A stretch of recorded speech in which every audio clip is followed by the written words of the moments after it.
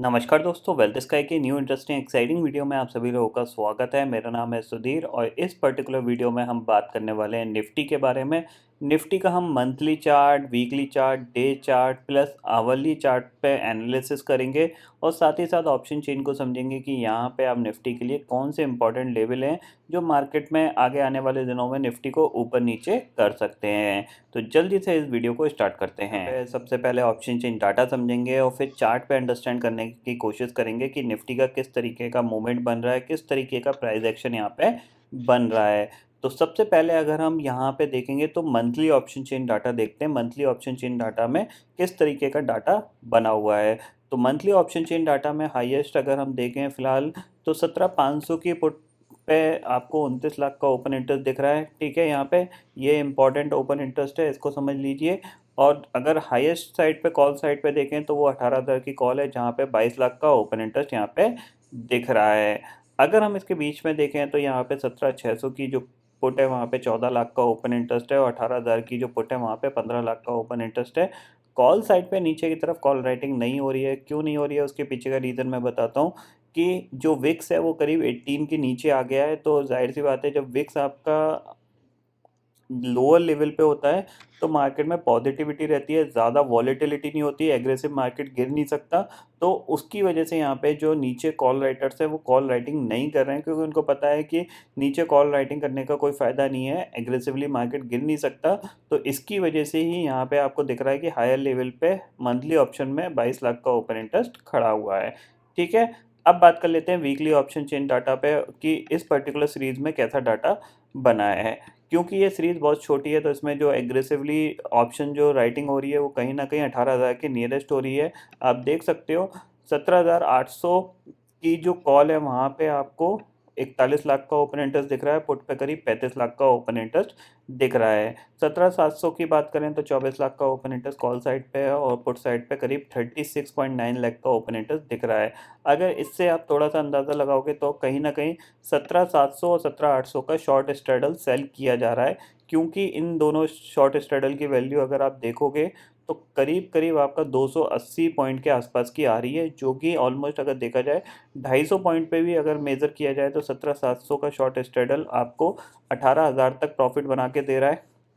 ठीक है, हाँ सॉरी, 17,900 तक प्रॉफिट बना के दे रहा है और नीचे आपको 17,500 तक प्रॉफिट बना के दे रहा है। और ओवरऑल मार्केट की जो रेंज है पिछली वो 18,000 से लेके 17,500 की रही है। तो इसीलिए लोग स्मार्ट लोग 17,700 17,800 का शॉर्ट स्ट्रैडल बेच रहे हैं क्योंकि यहाँ पे उनको प्रॉफिटेबिलिटी मिलने के चांसेस बहुत ज़्यादा हैं। ठीक है, इतना आपको यहाँ पे समझ में आ गया होगा। अब बात करते हैं यहाँ पे निफ्टी के चार्ट की। तो निफ्टी के चार्ट पे चलते हैं और चार्ट को देखते हैं। तो सबसे पहले देखते हैं मंथली चार्ट। मंथली चार्ट में स्टिल आपको क्या दिख रहा है कि पॉजिटिव कैंडल बन रही है, लेकिन ये कैंडल ऊपर गई है, ऊपर से फिर नीचे की तरफ आ रही है। अब या तो ये यहीं से दोबारा ऊपर की तरफ बढ़ना स्टार्ट करे या फिर ये अगर नीचे जाती है तो कह सकते हैं कि हम एक नेगेटिव कैंडल बनेगी। वैसे अगर देखा जाए तो ये एक रेजिस्टेंस है जिसको अभी तक निफ्टी ने पार नहीं कर पाया है। ठीक है, मंथली चार्ट पे हमें ये पिक्चर दिखाई दे रही है। अगर वीकली चार्ट पे देखते हैं तो वीकली चार्ट को देखते हैं। यहाँ पे वीकली चार्ट पे कैसा दिख रहा है, ये है वीकली चार्ट और वीकली चार्ट पे आपको एक कंसोलिडेशन वाली कैंडल दिख रही है। अब कंसोलिडेशन वाली कैंडल के बाद क्या होता है आपका कि अगर ये यहाँ पे कंसोलिडेशन होती है तो उसके बाद ये नीचे भी आ सकता है और ऊपर भी जा सकता है। ठीक है, तो इसका कहाँ पे रोल स्टार्ट होगा इस कैंडल का, जब हम अपने इस लो को ब्रेक करेंगे तब हम नीचे 17,000 की तरफ दोबारा से बढ़ सकते हैं। ठीक है, इतना आपको यहाँ पे समझ में आ गया होगा।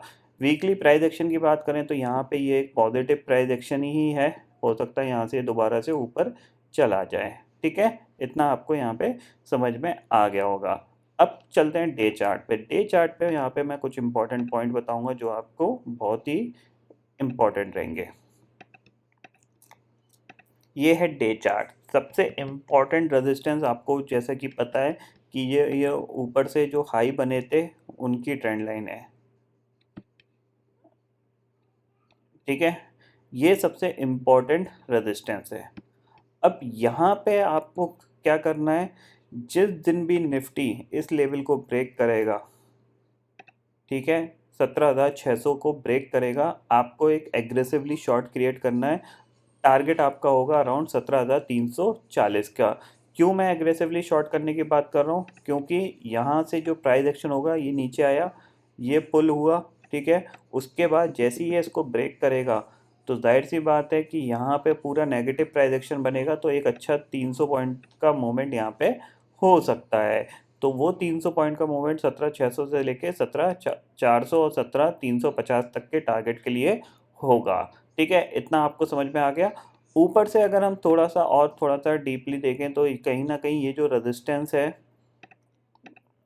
सॉरी, ये हमारी ट्रेंड लाइन, ठीक है, ये हमारी ट्रेंड लाइन है, ठीक है, और ये जो रेजिस्टेंस है ये काफ़ी इंपॉर्टेंट रेजिस्टेंस है, क्योंकि इसके बाद एक स्ट्रॉन्ग ब्रेकआउट माना जाएगा मार्केट में और फिर ये ऊपर अराउंड 18,500 और 19,000 की तरफ बढ़ सकता है।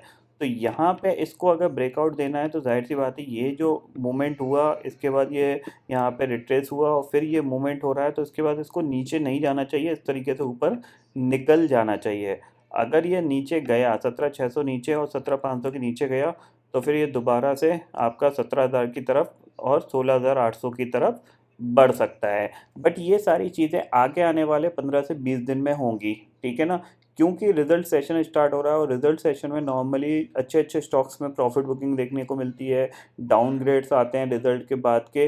तो ऑलरेडी मार्केट में ज़्यादातर स्टॉक अच्छा परफॉर्म कर चुके हैं, तो इसकी वजह से क्या होता है, ज़्यादातर स्टॉक्स के डाउनग्रेड्स आते हैं, अपग्रेड्स बहुत कम आते हैं। तो ऊपर के लेवल पे प्रॉफिट बुकिंग बहुत शार्प आती है, जिससे कि मार्केट नीचे की तरफ आ जाता है। ठीक है, इतना आपको यहाँ पे समझ में आ गया होगा। अब बात करते हैं मंडे का ट्रेडिंग सेशन कैसा रह सकता है।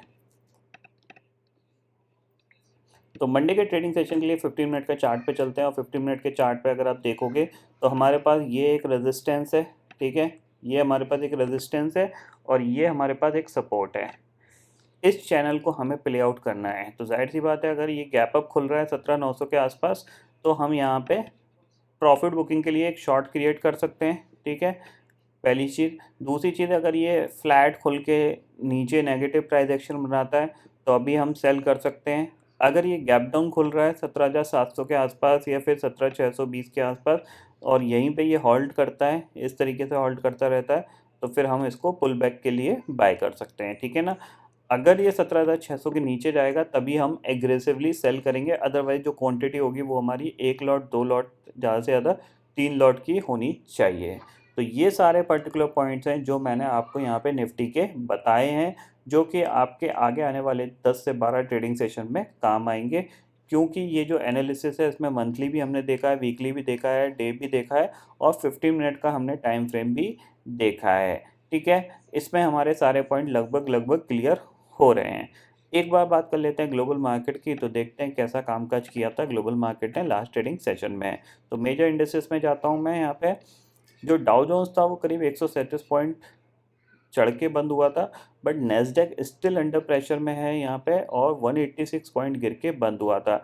नेस्डैक में मैंने आपको कुछ इंपॉर्टेंट पॉइंट बताए थे कि ये एक नेगेटिव प्राइस एक्शन बना रहा है, तो आपको क्लियरली पिक्चर दिख रही है यहाँ पे नेगेटिव प्राइस एक्शन बनते हुए।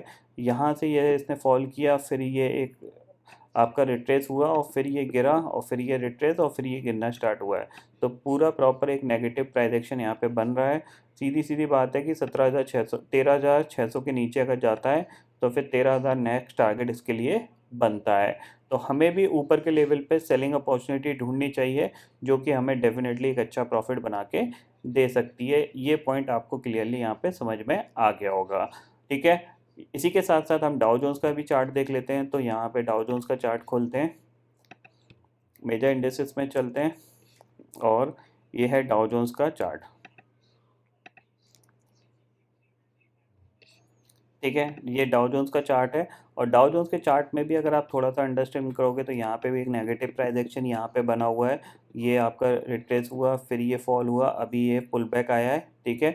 अगर अब ये यहीं से रिवर्स कर जाता है, जब तक ये लेवल ब्रेक नहीं होगा 35,100 200 का, तब तक ये पॉजिटिव प्राइस एक्शन में नहीं जाएगा और ये यहीं से अगर गिर जाता है और इस लेवल के नीचे निकलता है, यानी 34,300 के नीचे निकलता है, तो फिर यहाँ पे एग्रेसिवली सेलिंग हो सकती है। और यूएस मार्केट का गिरने का सबसे बड़ा रीज़न है एग्रेसिव रेट इंटरेस्ट हाइक होना, जिसकी प्रोबेबिलिटी बहुत हाई है बिकॉज ऑफ इन्फ्लेशन के चलते हुए।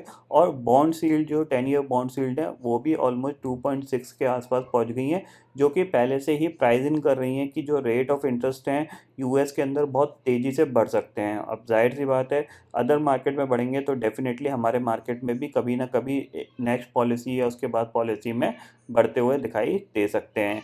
तो हमारा मार्केट वैसे भी आप देख सकते हो ऑलमोस्ट लाइफ टाइम हाई के नियरेस्ट ट्रेड कर रहा है। तो एक अपॉर्चुनिटी यहाँ पे है 15,500 तक की गिरने की, जो कि आगे आने वाले 2 से 3 महीने में होगा। इतना बड़ा रीज़न नहीं है कि ये तुरंत ही गिर जाएंगे। तो ये चीज़ से क्लियरली आप समझ लीजिए, ठीक है। तो ये सारे पॉइंट आपको यहाँ पे क्लियर हो गए होंगे। तो आई होप दोस्तों ये पर्टिकुलर डाटा आपको समझ में आ गया होगा। दोस्तों फिलहाल इस वीडियो में इतना ही है। आई होप ये वीडियो आपको पसंद आएगा। वीडियो पसंद आता है तो लाइक और शेयर ज़रूर करिएगा और चैनल को जो सब्सक्राइब कर लीजिए, क्योंकि मैं सुधीर लेके आता रहूँगा हर दिन आपके लिए नए नए वीडियो। इसी के साथ शुक्रिया दोस्तों। जय हिंद।